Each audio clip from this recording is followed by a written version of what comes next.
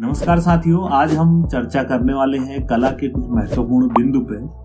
तो जहाँ तक कला की बात है तो कहीं न कहीं उस कला के क्षेत्र से आप भी जुड़े हुए हैं और किस बिंदु से, किस पॉइंट ऑफ व्यू से हम उस पर जुड़े हैं, इसको हमें समझना है। और साथ ही इस चर्चा का जो मुख्य विषय है वो ये रहेगा कि किस तरीके से कला हमारे आने वाली पीढ़ी के लिए, हमारे बच्चों के लिए किस तरीके से फ़ायदेमंद है और क्या उसके उपयोग हैं। तो बिना किसी देरी के शुरू करते इस चर्चा को।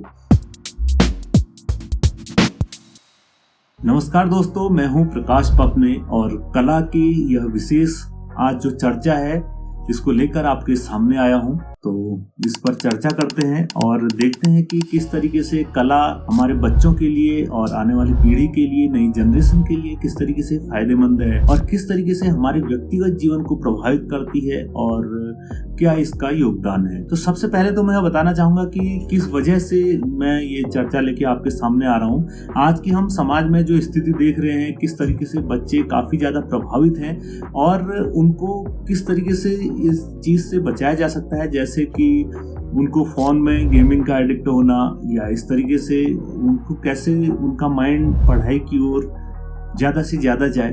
तो उसमें कला का काफी ज्यादा योगदान है। आपके घरों में भी अगर छोटे बच्चे होंगे तो जरूर कभी ना कभी जिद करते होंगे, जैसे कभी संगीत की ओर जाना, क्योंकि ये एक स्वाभाविक प्रक्रिया है कि किस तरीके से वो संगीत की कौन सी विधा से कब जुड़ जाए कोई नहीं जानता। संगीत की विधा के साथ जुड़ना एक अपने आप में पूरा गॉड गिफ्टेड है और एक हमारा आंतरिक स्वभाव भी है। जैसे कि अगर हम कहें कि जिस तरीके से हमें हमारे शरीर के विकास के लिए खाने की जरूरत होती है, हमें भूख लगती है, तो उसी तरीके से हमारे मानसिक विकास के लिए भी एक भूख काफी जरूरी है जो होती है कला की। और ये किस रूप में है, इसकी काफी विधाएं हैं, जैसे कि काव्य कला है या चित्रकला है, उसके बाद मूर्ति कला के रूप में है या लेखन कला के रूप में है, म्यूजिक है, डांस है। तो किसी रूप में भी हर व्यक्ति के अंदर अलग अलग तरीके से प्रकट होती है। तो आपके अंदर या आपके बच्चों के अंदर वो किस रूप में आ रही है, उसे जांचना समझना काफी जरूरी है। जैसे जिद करते हैं कभी अपनी रुचि से संबंधित, कभी हारमोनियम बजाने से संबंधी या कभी कैसियो से, या कभी हमें लगता है कि बच्चे का रुझान गानों की तरफ ज्यादा हो रहा है। तो मेरा ये मानना है कि उसे फ्री होके वहां पर जाने दें, उस फील्ड की ओर। ये जरूरी नहीं है कि उसमें अपना वो कैरियर बनाए, कैरियर वो किसी में भी बना सकता है, बस वो उसकी एक सहयोगी चीज है। और अगर उसी में अपना करियर भी बनाना चाहे तो करियर के लिए आज उसमें भी काफी स्कोप है और उसके थ्रू वो अपना करियर भी बना सकता है।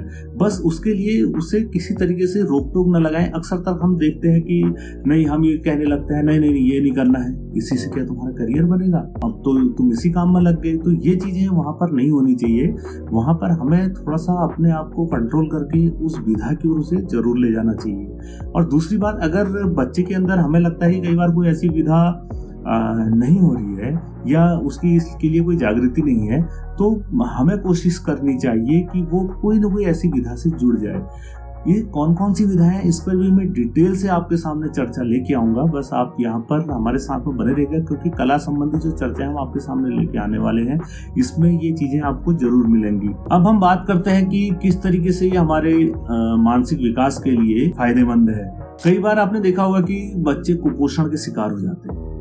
उनके स्वास्थ्य संबंधी अगर हम देखें तो काफ़ी चीज़ों की जो हमारे खान पान में कमियां होती हैं, उससे शरीर में काफ़ी गिरावट आती है। तो अगर हम उसका तारतम्य ठीक कला से संबंधित देखें कि हमारा मानसिक विकास, अगर एक स्वस्थ मस्तिष्क का विकास होना चाहिए तो उसमें ये चीज़ जरूरी होती है।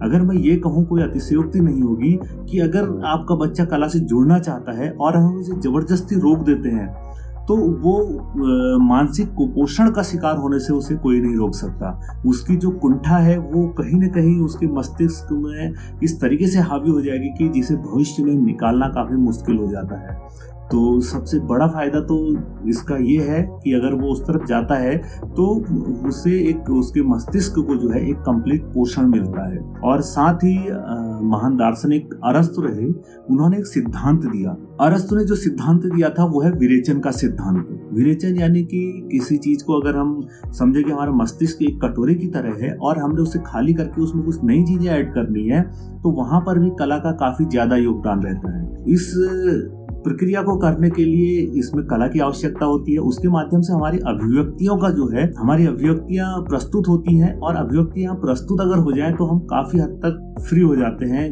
विचारों से। तो उसमें नए विचारों को ऐड करना काफी आसान रहता है। साथ ही इसकी जो भी विधाएं हैं, आप सभी विधाओं से टच होंगे, बस हम उसके बारे में थोड़ा जानना जरूरी हो जाता है। जैसे संगीत है, काव्य है, चित्रकला है, मूर्ति कला है, डांस, ड्रामा, थिएटर। तो किसी में भी अगर बच्चा जाना चाहता है तो उसमें उसे इजीली जा सकता है, या हमें उसमें सपोर्ट करना चाहिए। अब इसके अंदर भी विधाएं बटी हुई हैं। पेंटिंग्स में भी वो किस तरीके से पेंटिंग्स करना चाहता है, वो एक अलग पार्ट आ जाता है। उसके बाद जब प्रोफेशनली उसमें काम करता है तो उसके बारे में वो पूरी जानकारी ले सकता है। तो उम्मीद करते हैं आपको ये वीडियो जरूर पसंद आई होगी और काफ़ी फायदेमंद आपके लिए रही होगी। इससे संबंधित कोई क्वेरी होती है तो आप वो भी पूछ सकते हैं, क्योंकि हमारा उद्देश्य इस वीडियो का, इस माध्यम से आपके सामने आने का यही है कि कला को ज़्यादा से ज़्यादा तक आप समझ सकें और उसका इम्प्लीमेंट ज़्यादा से ज़्यादा इन चीज़ों में हो सके। तो इसी के साथ में हम मिलते हैं एक अगली कला चर्चा के साथ। तब तक के लिए नमस्कार।